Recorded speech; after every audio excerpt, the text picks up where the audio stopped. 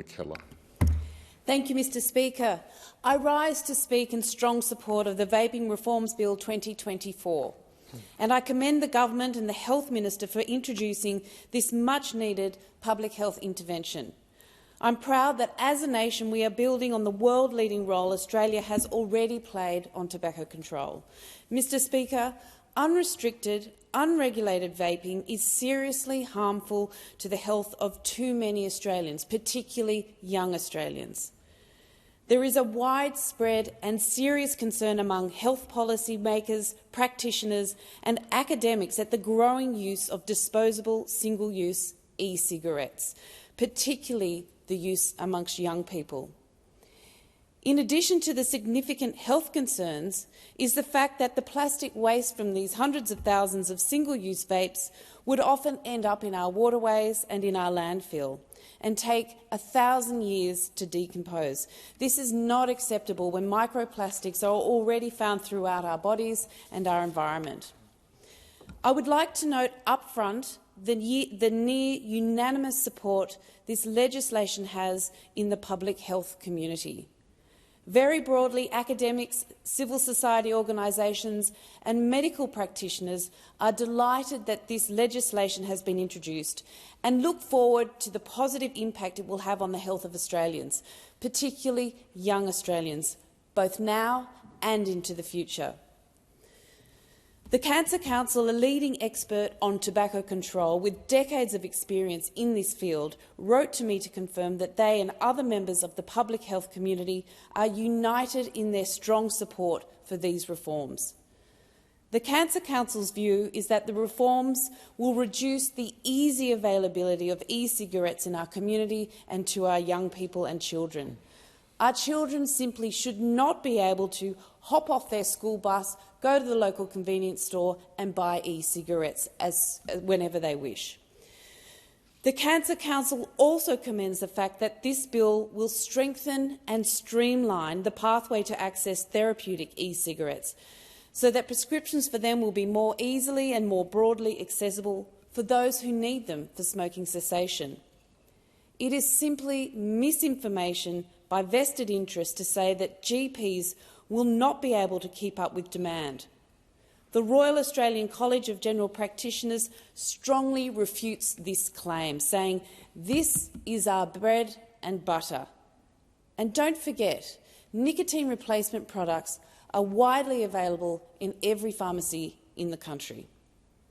The Australian Medical Association was also vociferous in its support for this legislation. I have spoken many times in this place on my significant concerns about the rise of vaping in Australia, particularly amongst young people and children. I'm a mother of teenagers and have practiced as a GP for years. I understand the dangers of vaping both from a health perspective and from a parental one.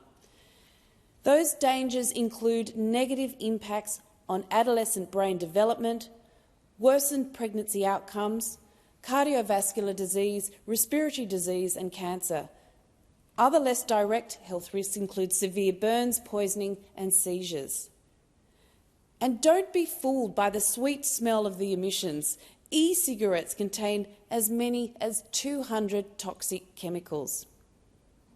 The World Health Organization has confirmed that e-cigarette emissions typically contain nicotine and other toxic substances that are harmful to both users and non-users who are exposed to the aerosols second-hand. These chemicals include carcinogens, chemicals known to cause cancer such as acetaldehyde and formaldehyde.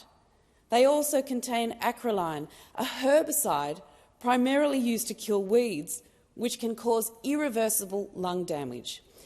They contain diacetyl, a chemical linked to lung disease called bronchiolitis obliterans. Otherwise, it destroys lung tissue, causing a disease called popcorn lung.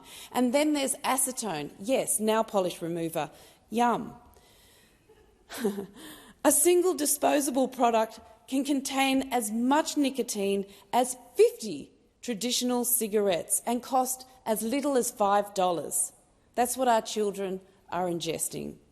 Commonly, they contain nicotine even if they are labelled nicotine-free. And nicotine, let's be clear, is one of the most addictive substances in existence, comparable to opioids and cocaine.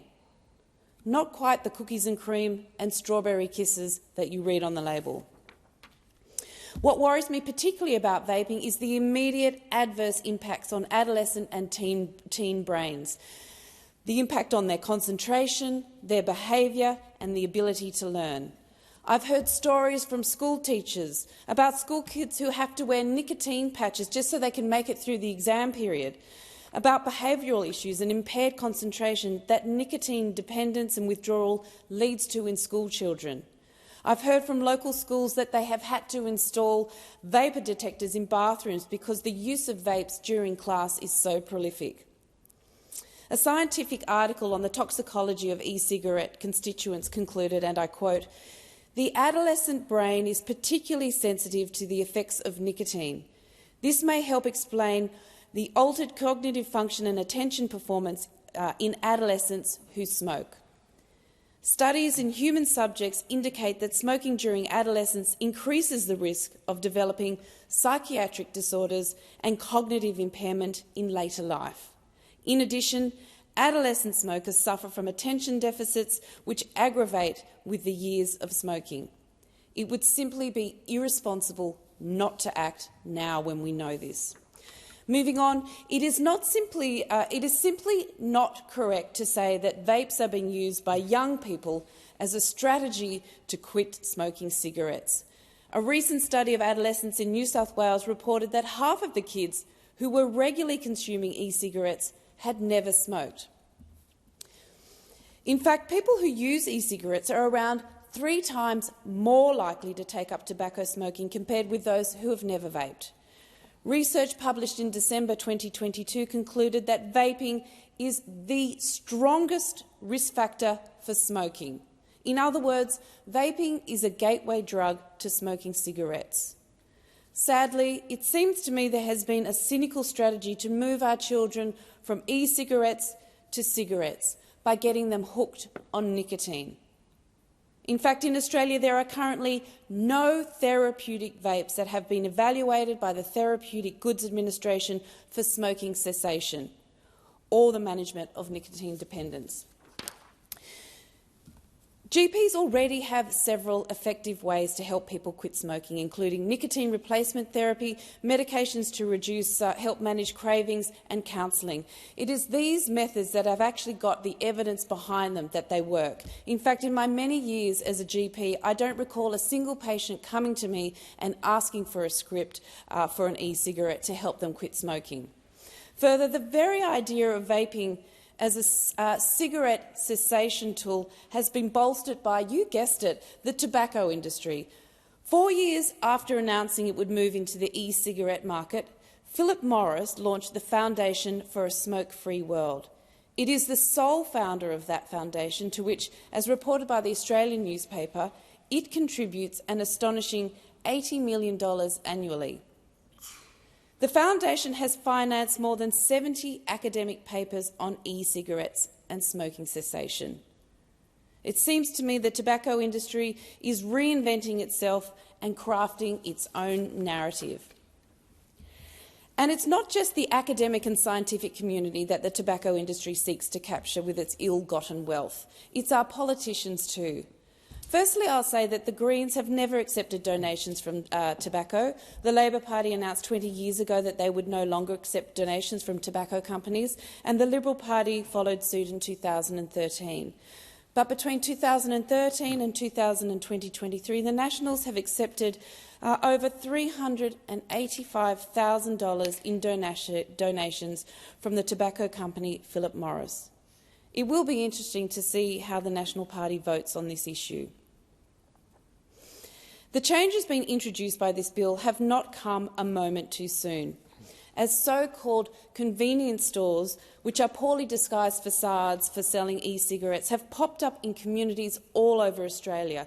In my own electorate of Mackel, there are at least 8 such stores, many of them springing up soon after the government announced their intention to phase out the use of disposable vapes last year.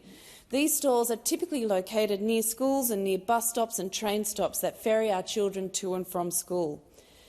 And so, to the bill that is currently being debated, this bill is the next step in the government's efforts to arrest and reverse the increasing rates of vaping and smoking. At its most basic, the bill amends the Therapeutic Goods Administration Act 1989 to ban the importation, domestic manufacture, supply, commercial possession and advertisement of disposable, single-use, non-therapeutic vapes.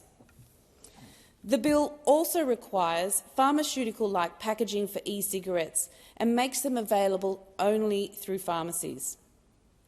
I congratulate the government for continuing its world leadership in public health by acting swiftly to curb dangerous cigarette products.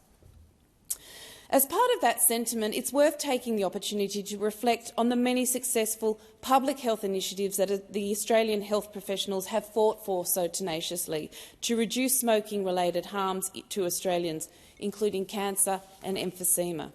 As a doctor, having witnessed the distress of many patients with emphysema, in my opinion, it is one of the cruelest ways to die. And we must remember also the health professionals who helped Australia join the front line of global tobacco control. Professor Simon Chapman, world-renowned tobacco control academic and activist, deserves a special mention, as does Professor Melanie Wakefield and her team at the Cancer Council, whose work established the vital negative link between plain packaging and cigarette smoking.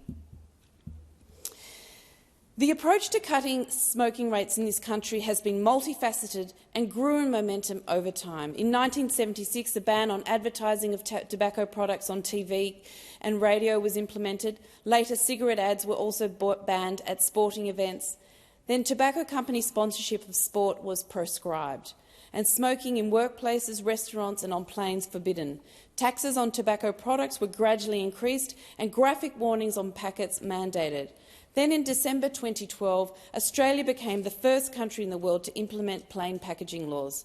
Within 3 years of this legislation being introduced, an estimated 100,000 fewer Australians smoked.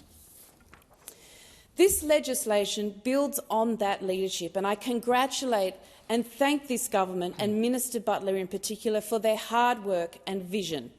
This is a sliding doors moment for tens of thousands of people in Australia who will be spared years of suffering. I commend the bill to the House. Thank you.